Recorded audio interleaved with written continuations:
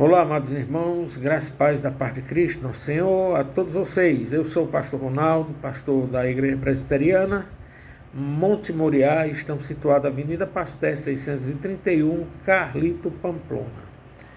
Hoje nós estamos aqui para darmos continuação ao estudo capítulo 6 do livro de Hebreus. Estamos seguindo o organograma do livro do pastor Hernandes Dias Lopes, que é da editora Agnus, Comentário aos Hebreus, que trata do tema a superioridade de Cristo. Então, estamos seguindo todo o organograma com paciência, explorando cada parte do livro, porque este livro é riquíssimo, né? É bem pedagógico, ele não tem uma exposição muito elitizada, mas também não é tão pobre, né? A linguagem que ele aplica aqui. Então é muito bom. Estamos seguindo o organograma e iremos hoje dar continuação. Mas antes de darmos a continuação ao estudo do capítulo 6 de Hebreus, nós queremos aqui fazer, hoje dia 7, alguns agradecimentos. E queremos começar agradecendo ao reverendo Heraldo Gueiros, com toda a sua família, sua esposa, a doutora Érica, também as suas filhas Ruth e Esté, pois ontem tivemos a ceia do Senhor, primeiro domingo do mês, nós geralmente celebramos a ceia do Senhor, mas antes fomos alimentados com a palavra de Deus, por meio do portador, que foi ele, reverendo Heraldo Gueiros, né? E que foi muito bom. Eu sempre digo assim, todos os cultos são bênçãos de Deus, com toda certeza, não abro mão desta verdade. Mas ontem, de uma forma toda especial, nós tivemos uma pregação que nos alimentou bastante, nos motivou muito também a evangelização. Ele que trabalha, né, dentro desta seara do evangelismo na Igreja Presbiteriana, e que também faz parte da APMT, se não me engano faz parte ainda da APMT, né? É um dos professores que ministra o curso da PMT e outras instituições teológicas, ok?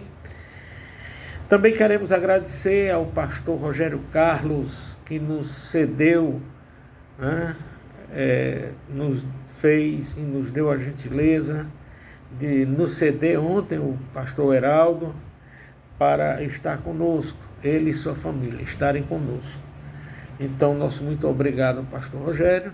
E quero agradecer também a sua esposa, que também é uma excelente auxiliadora do pastor e grande amiga de nossa família, ok? Então, nosso muito obrigado por ontem ter nos cedido o reverendo Heraldo para estar conosco. Queridos, também o terceiro aviso que eu quero aqui, né? Os dois primeiros foram agradecimentos, agora vai uma informação. É que quarta-feira, dia 9 agora de abril, nós não teremos às 19h30 o nosso encontro de oração e doutrina.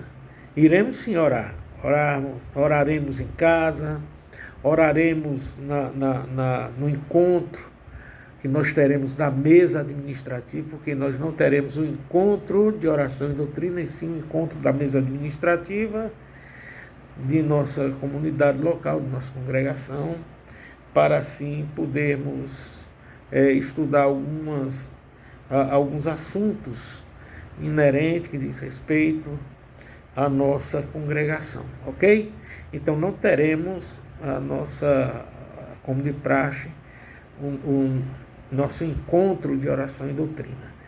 Os irmãos, com certeza, os que sempre estão conosco, irão aproveitar do momento para estarem orando também por nós. Estaremos tocando em alguns assuntos necessários à igreja, para que Deus nos ilumine, nos dê decisões concretas, tá bom? Então Deus abençoe a cada um de vocês. Eram estes agradecimentos e avisos. Que Deus seja louvado. Mas agora, queridos, iremos dar continuação ao estudo que nós nos propusemos aqui a fazer. Mas antes vamos orar. E queremos pedir a Deus que esteja conosco nesse momento tão importante, onde iremos continuar estudando a Tua Palavra, que o Senhor nos ilumine, retire, Senhor, tudo que atrapalha a compreensão da Tua Palavra, que o Teu Espírito Santo nos dê a luz do entendimento, para assim, ao estudá-la, a Bíblia Sagrada, venhamos, Senhor, compreender e colocar em prática o que o Senhor nos ensina. E é em nome de Jesus Cristo, com o perdão dos nossos pecados, que nós oramos. Amém. Louvado seja Deus. Irmãos, vamos dar continuação ao estudo, ok? Iremos ler dos versículos de 7 ao 8, que foi aqui essa etapa que nós estamos explorando, ok?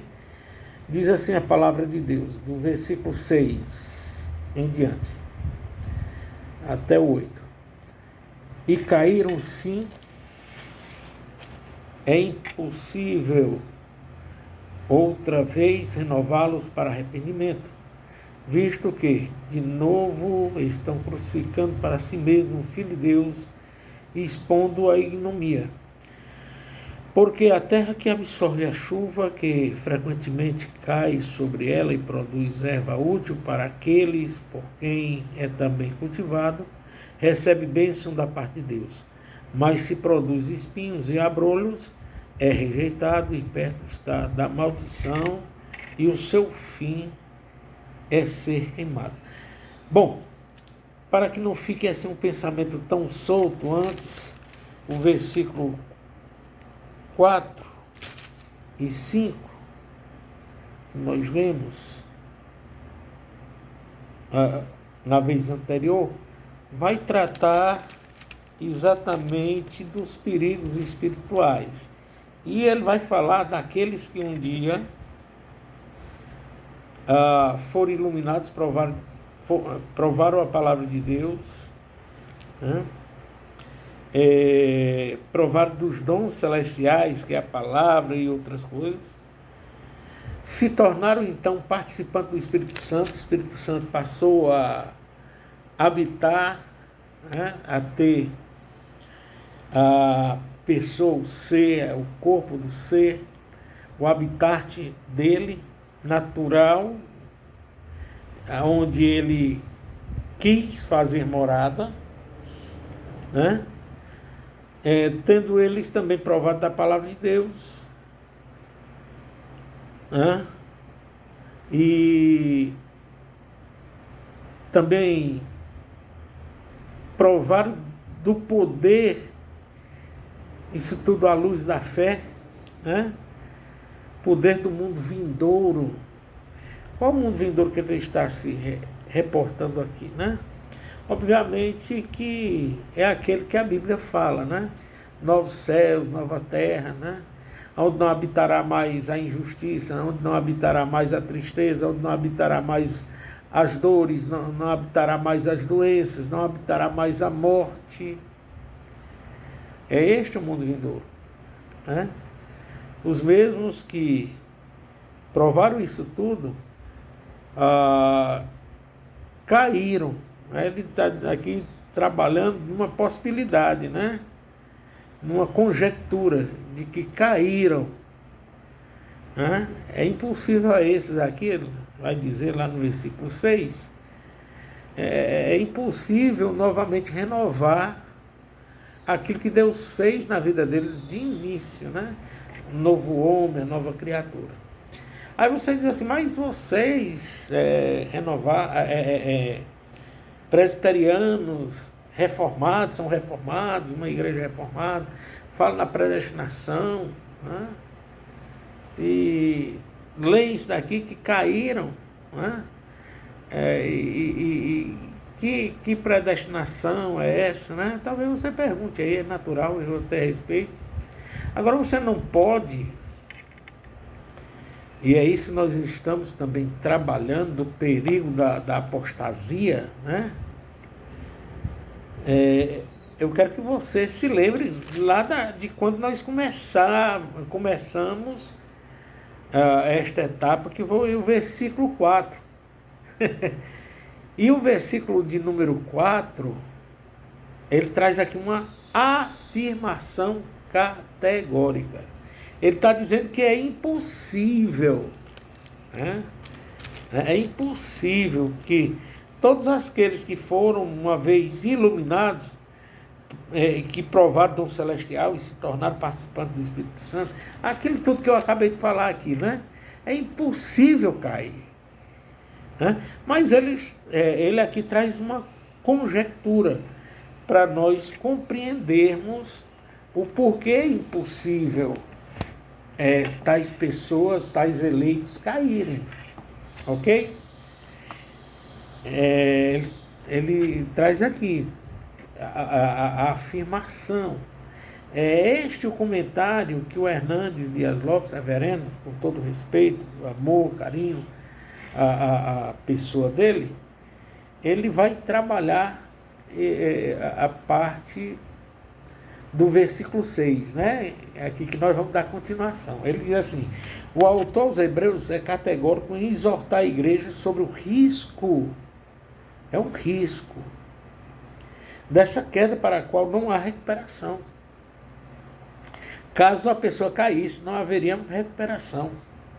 Sobre que tipo de queda ele está falando? Aqui nós temos que entender. Não pode ser sobre uma queda resultante da fraqueza humana, pois os crentes constantemente precisam se voltar a Deus para confessar seus pecados e buscar refúgio no grande sumo sacerdote. É isso aqui, a nossa caminhada, né?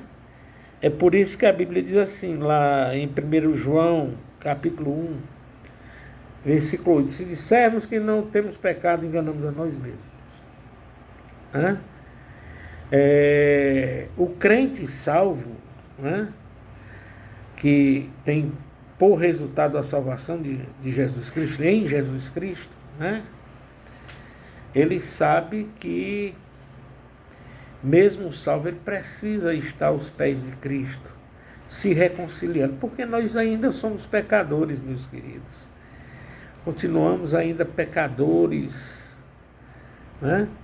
E é necessário nos voltarmos sempre para pedir perdão a Deus, porque este nosso invólucro, este nosso corpo, ainda existe meios de cometermos pecados. Agora a diferença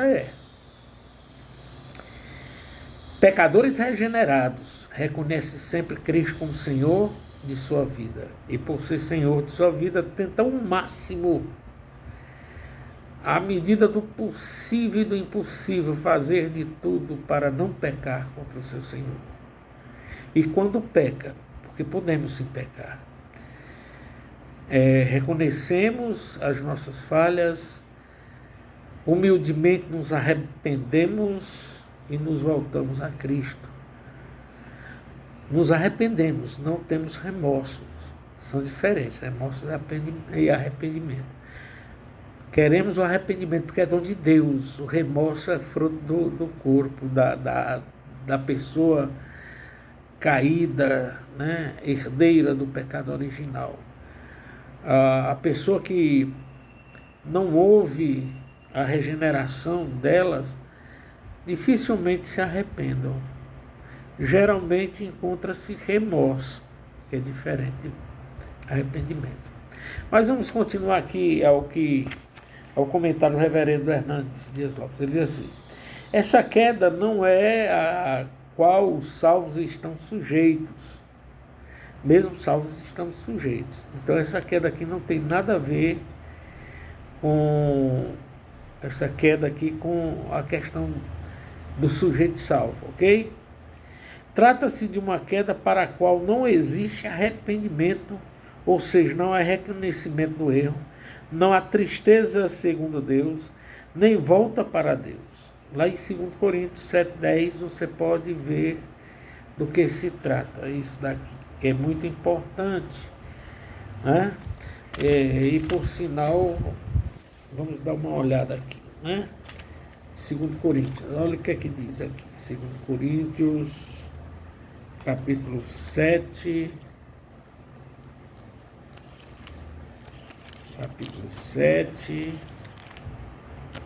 versículo 10, que diz assim: Porque a tristeza, segundo Deus, produz arrependimento para a salvação, que a ninguém traz pesar. Mas a tristeza do mundo, que é o remorso, lembra-se que eu falei? Tristeza do mundo produz morte. Porque diferenciarmos a tristeza dada por Deus e a tristeza a qual eu chamo de remorso são diferentes. Porque o remorso, querido, você tem lucidez, sabe que você errou, mas não vem aquele compromisso de você se arrepender. Quando se arrepende, né, o salvo se arrepende e luta para não praticar mais aqueles mesmos erros. Já o remorso não. O remorso, o camarada diz assim: não, eu fiz, mas se eu fizer de novo, Deus vai me perdoar. E fica nesse, porque não há uma tristeza real. Na verdade, a pessoa se lambuza, né, daquele pecado que comete, né? Então, a pessoa se realiza quando comete todos os pecados. E quando se arrepende, não é arrependimento, é remorso, não é?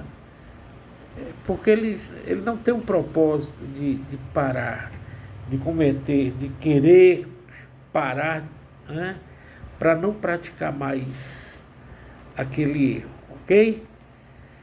Então, ao contrário, ele diz, o Hernandes, né, ao contrário, o arrependimento de Deus. Ao contrário, é o abandono. Aliás, aqui é o arrependimento do mundo.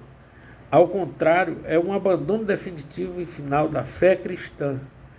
É uma rebelião consumada. É uma apostasia completa.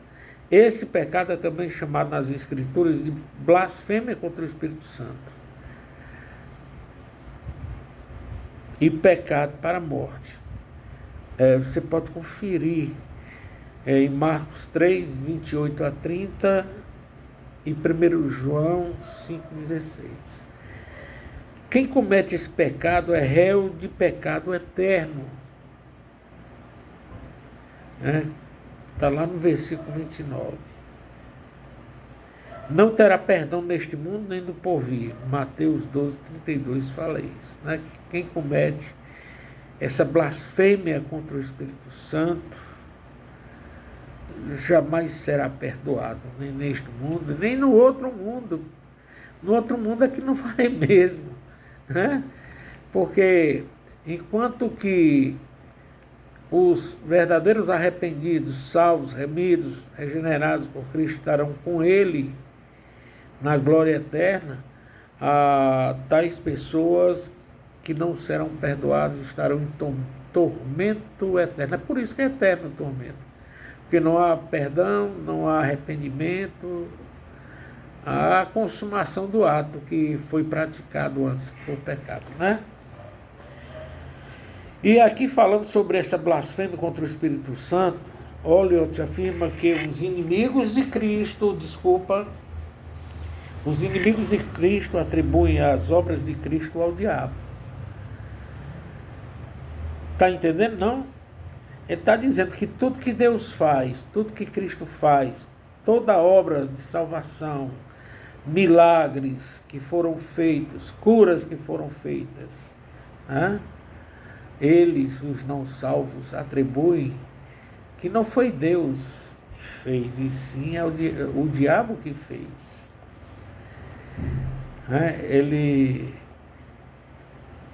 Tais pessoas trocam o endereço da glorificação. Em vez de glorificar Cristo, glorifica o diabo, dizendo que foi o diabo que fez a obra, né? Este tipo de obra. Aí ele continua dizendo aqui, Oliotes, né? Chamaram de diabo aquilo que estava claro ser divino. Denominaram trevas o que claramente era luz. Chamaram de erro aquilo que estava claro ser certo. Para eles a santidade era má. Isso é blasfêmia contra o Espírito Santo. E é óbvio que alguém nestas condições jamais se aproximará de Cristo para a salvação, pois nem a deseja. Por isso a Escritura declara que para esse pecado não há perdão, nem neste mundo, nem no vindouro. Quem o pratica é réu de pecado eterno. Né? É réu de pecado eterno. Tais pessoas que assim praticam esse tipo de pecado. Resta claro que o apóstata comete o mesmo pecado. Tratam a verdade como se fosse falsa e suas experiências como se jamais tivessem acontecido.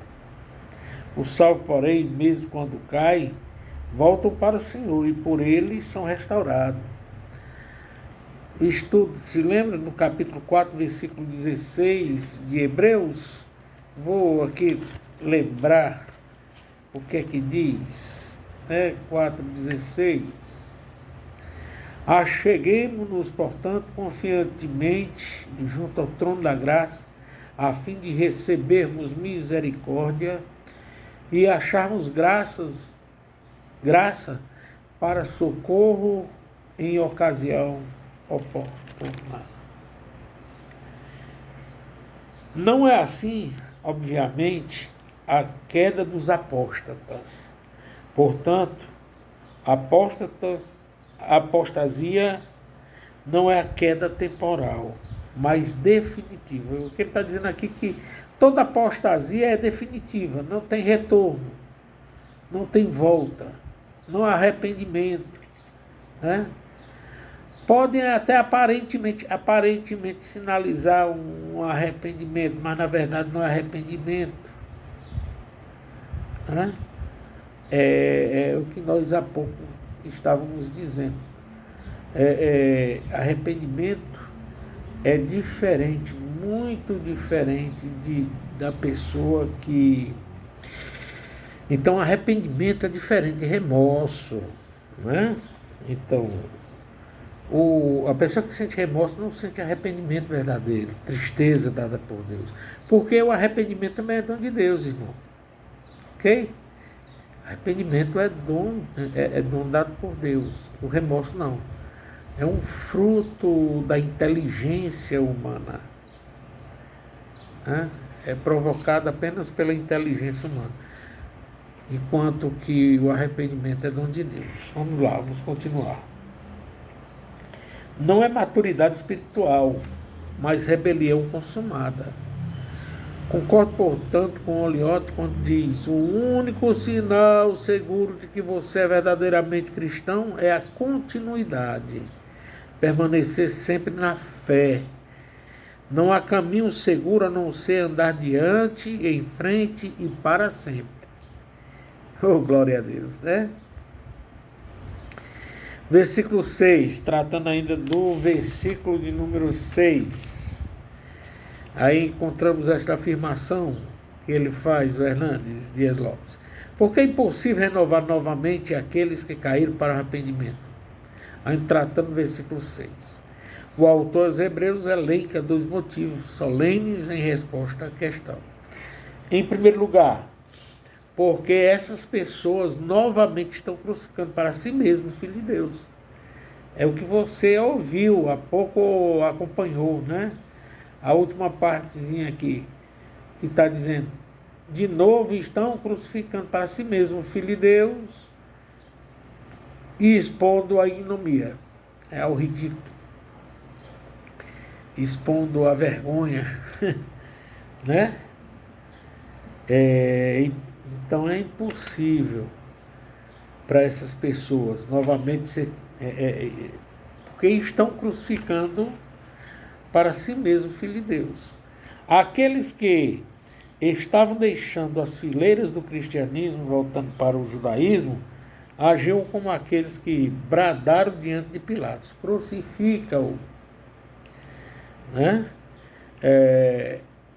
O livro de Hebreus aqui está tratando, queridos, obviamente, daqueles, nós estamos até mesmo contextualizando dentro da igreja atual, né? Mas o livro aqui está tratando daqueles judeus que se converteram a Cristo, ao cristianismo, e que estavam voltando ao judaísmo, né? Sobre si estavam eles mesmos lançando a maldição, renegando aquilo que Jesus fez, as obras que Cristo fez. Então aqui ele está dizendo que aqueles judeus, né, que se converteram a Cristo e que voltaram ao judaísmo, é como se estivessem querendo novamente crucificar Jesus Cristo. Então isso é blasfêmia, isso é apostasia, é perder, é cair da fé, é pular fora. E tais pessoas que assim faziam, com certeza estavam sinalizando que nunca fizeram parte da verdadeira igreja de Cristo, né? O que Jesus fala por meio da sua palavra, né? Através de João, inspirou a João a escrever. Quando ele diz assim: saíram do meio de nós, porque não eram um dos nossos. Porque se fosse um dos nossos, estariam aqui conosco, né? Parafraseando o que ele falou. Então, eles estavam agindo como aqueles mesmos, né, que andaram com Jesus, caminharam com Jesus. Muitos deles foram contemplados como alguma coisa por Cristo, né? Cura, bem-estar, né? Receberam alimentos, mas no dia que Pilatos foi soltar e que colocou a decisão na mão do povo, o povo bradou em alto bom som, né? Solta Barrabás e crucifica Jesus. Crucifica-o, crucifica-o, crucifica. Né? Então, geralmente, tais pessoas, nos dias de hoje, contextualizando, novamente, fazem isso também na igreja. Estão na igreja, mas quando sofre uma perseguição, quando vê alguém, muitas vezes não foi nem a própria pessoa, mas vê alguém no meio deles, lá no meio da igreja, e que comete pecado, sai como se tivesse visto alguma coisa anormal, né? Se esquece que a igreja é hospital, se esquece que a igreja é lugar de doentes, se esquece que Jesus disse que veio para os doentes, não para os sãos, né? E sai também jogando pedra em Jesus Cristo e na igreja de Cristo. Em segundo lugar, ainda tratando desses motivos solenes, né? Porque, isso em relação ao versículo 6, porque essas pessoas estão expondo novamente o Filho de Deus à ignomia, à vergonha, ao ridículo, né? Estão colocando o Filho de Deus assim, né? Debochando, né? Virar as costas para o sacrifício de Cristo e voltar-se para o judaísmo é expor novamente o Filho de Deus à ignomia da cruz. É dizer que o seu sacrifício não teve valor. É desprezar toda a sua obra vicária. Lamentável, mas fato. Agora vamos dar uma corrida para o versículo 7 e 8, onde nós já lemos, né? Uma perfeita ilustração acerca dos resultados da apostasia. 7 e 8 diz assim: porque a terra absorve a chuva que frequentemente cai sobre ela e produz erva útil, cultivada, recebe bênção da parte de Deus. E o 8: mas se produz espinhos e abrolhos e rejeita e perto está da maldição e o seu fim é ser queimado. Hoje pela manhã me lembrei aqui um insight, né? Hoje pela manhã um irmãozinho que mora aqui quase vizinho à nossa residência olhou para mim. Eu digo assim, irmãozinho, porque ele é assembleiano, né? Não é menosprezando também a fé que ele tem em Cristo. Mas ele perguntou: pastor, o que é que a Bíblia fala da chuva? Que a chuva cai sobre quem? Aí ele disse: sobre os salvos e os ímpios. Aí ele olhou assim: isso. Mas não é assim que diz. Eu disse: não, diz que Deus faz chover tanto para os bons como para os maus. Depende da versão, né, irmãos? Assim é Deus, né? Ele está aqui dizendo que a mesma chuva para aqueles que são santos, vivem a santidade, é bênção, recebe-se bênção, os frutos são bênçãos. E devemos sempre nos lembrar, né? E aqui eu vou trazer o que o reverendo Heraldo falava, né? Tentar aqui também trazer para o nosso contexto. Ele dizia assim que os frutos são produzidos pelos crentes. E esses frutos, né, muitas vezes não somos nós que deliciamos dele, mas as outras pessoas é que irão usufruir de nossos frutos, daquilo que nós produzimos. Agora eu que estou dizendo, não foi o Heraldo, né? Assim também como a mesma chuva que cai sobre os salvos para produzir bons frutos, também cai sobre aqueles que não sabem aproveitar. Em vez de torná-la bênção, se torna maldição. Por quê? Porque no final, né, se é que há o fruto, há um mau fruto, um fruto um fruto doente, doentio, e que não serve para o bem, né, para o vigor humano, né, para a vida humana.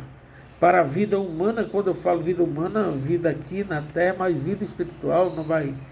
Então vai produzir o quê? Morte.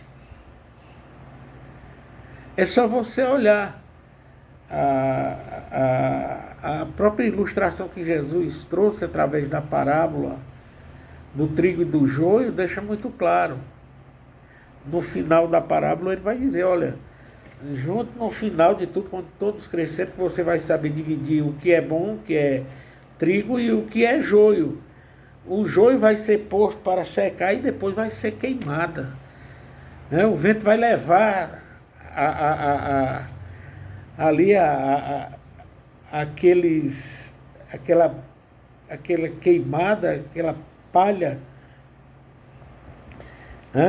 como se fosse até mesmo algo que o próprio vento se encarrega, né, de espalhar para que não venha mais produzir novamente, né? Vai ser destruído. E aqui o texto nos traz essa ideia, mas ele faz aqui o seguinte comentário, reverendo Hernandes Dias Lopes.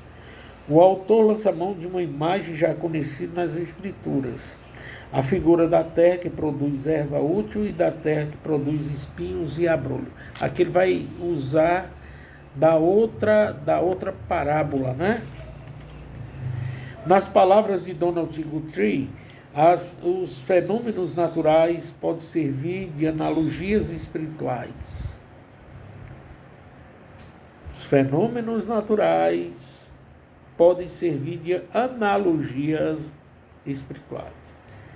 Sobre ambas as terras caiu a mesma chuva que ambas absorveram, mas uma terra produziu frutos e a outras espinhos. assim é o coração do homem. Um ouve a palavra e produz bons frutos, e outro ouve a mesma palavra e produz espinhos. Um abraça o evangelho e persevera.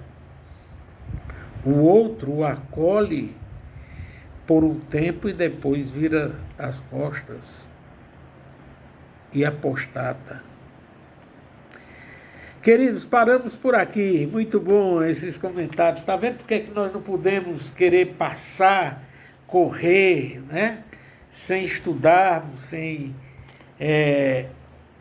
explorarmos bem, né? O comentário do Hernandes Dias Lopes, por isso, porque é muito produtivo, né? O comentário deles são riquíssimos. E algumas interferências que eu faço aqui trazendo também, não é que ele por si só já seria o suficiente, mas nós muitas vezes podemos também contribuir com alguma coisa. É por isso dos nossos comentários, ok? Não é para dizer que está faltando alguma coisa, não. Os comentários deles são riquíssimos. Que Deus queira abençoar cada um de vocês que estão conosco, passam por este vídeo, assistem com paciência, tem paciência com o pastor Ronaldo, né? Mas eu quero fazer o convite a vocês, né? Aquele mesmo que eu falei dos dias, né? Dia de quarta-feira, que nós temos doutrina, encontro de oração e doutrina, que quarta-feira agora esta nós não teremos, né? Que é o dia 9, mas no normal, depois do dia 9, na outra quarta-feira, você é nosso convidado a estar conosco, tá certo? Você, seus filhos, se você tem filhos, seus parentes, seus aderentes, leva para participar conosco, vale a pena. Nós estamos estudando esses comentários, ok? Que Deus os abençoe. Também ouvindo os comentários, né? Também dia de domingo nós temos pela manhã Escola Bíblica Dominical e à noite nós temos às 18h30 a EBD 9 horas e às 18h30 o culto de adoração que nós fazemos ao Eterno, ok? Pastor Ronaldo, não deixe de dar o seu like, né? Não gosto muito de pedir isso não, mas faça se necessário para que o YouTube possa reproduzir mais, mandando mais, né? Encaminhando mais todos os comentários que nós fazemos, ok? Que Deus seja louvado, para sempre seja louvado o seu santo nome, do nosso santo Deus.